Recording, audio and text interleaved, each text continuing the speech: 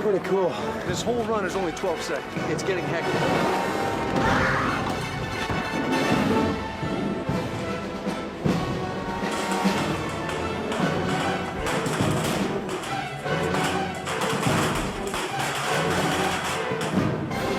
From this position,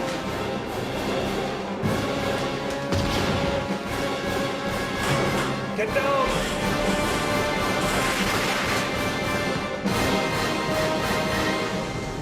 Hasta la vista, baby.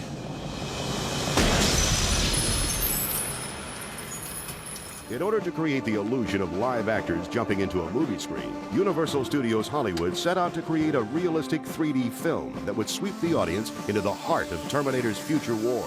This movie is huge. I mean, it was overwhelming when I thought about it. I had no idea what I was getting into as producer, I guarantee you. Me and Arnold are gonna jump into this screen, into this 3D world, and, you know, it's kind of continuing the T2 story.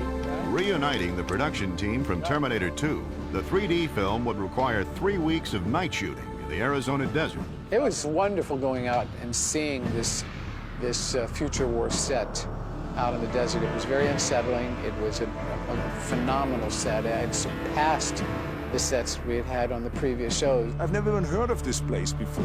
I say, what? We're going somewhere on the California and Arizona border. There's a steel mill. There's a mining town. You know, we're out in the middle of the desert, out in the middle of nowhere, you know? And look at this. It's awesome. actually, give me a big yell, because I can carry that yell through the air on the stunt guy.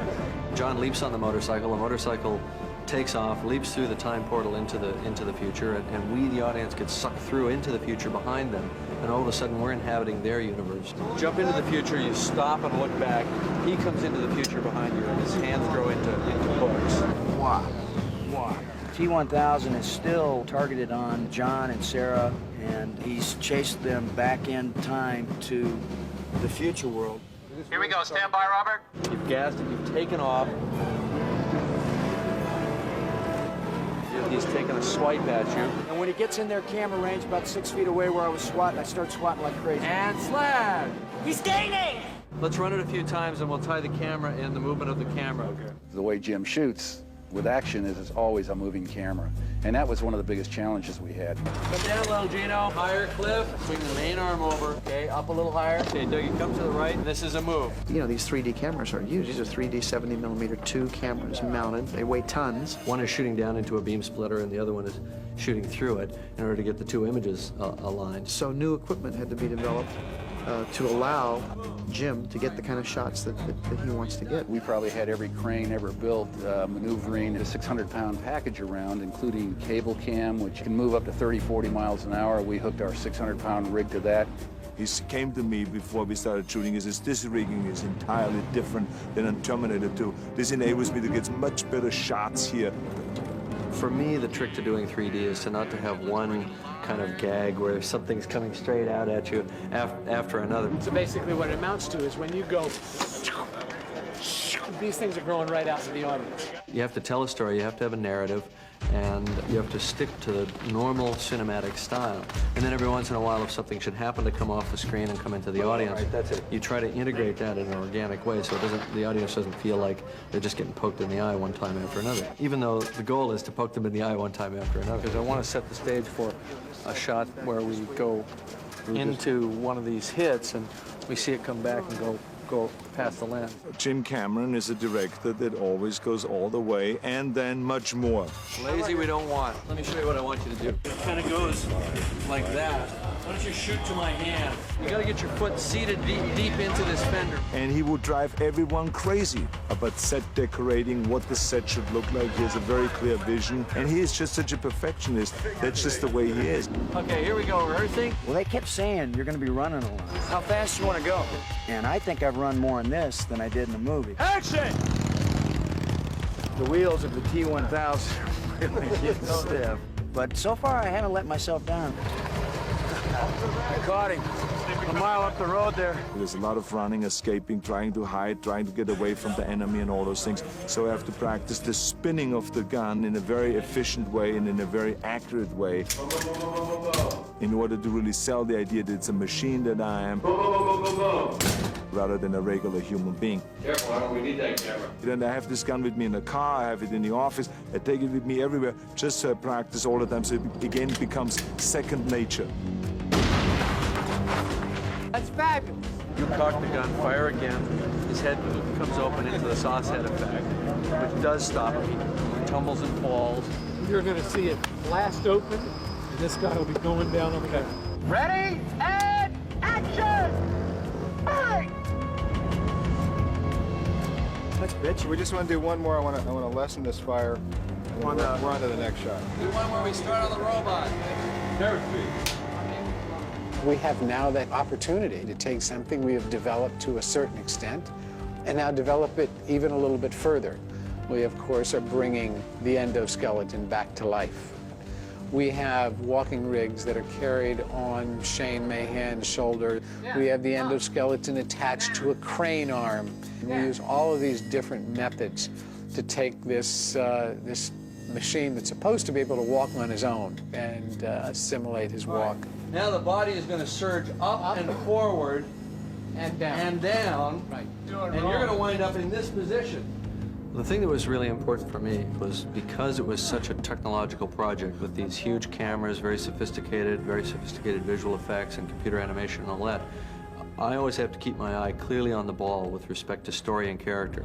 You're missing the point. As long as she's got ammo, she has to be fighting the T-1000. If she's fighting the T-1000 and we don't see the outcome, and we go into the future, and the next thing we know, the T-1000 comes jumping into the future with us, Sarah's dead. The audience finds their way into a story like this through the characters. And even beyond that, we've created new machines, new adversaries, new problems for the Terminator to face, and those are in 3D. So you're going to see a step in the evolution of the story and of the characters in T2 Battle Across Time, which may be finished in the third film.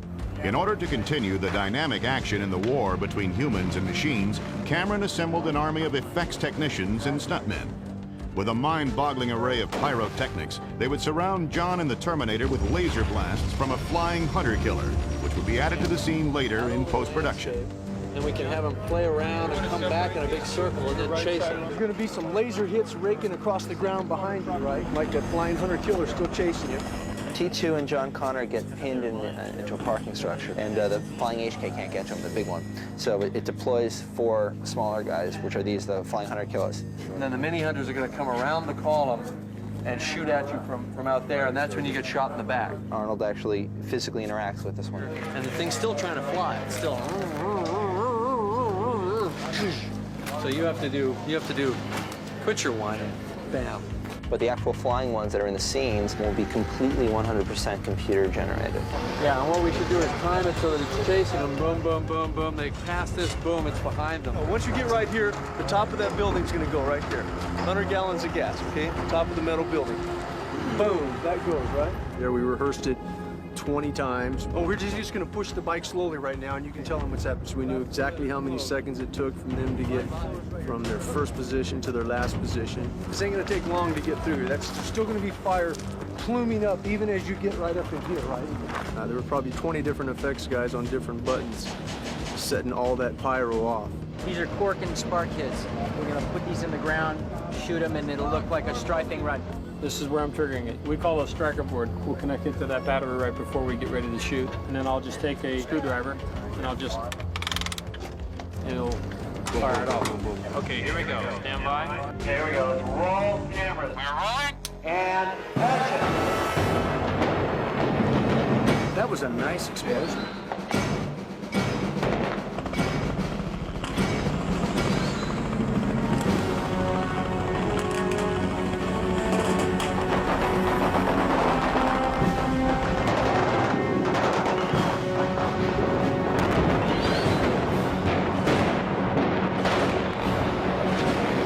How'd they miss him? Pretty cool. This whole run is only 12 seconds. It's getting hectic.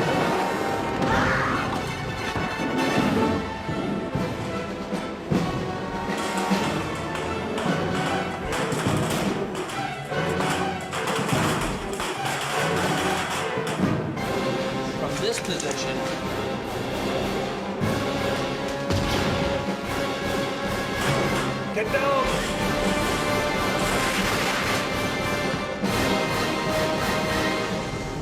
Hasta la vista, baby.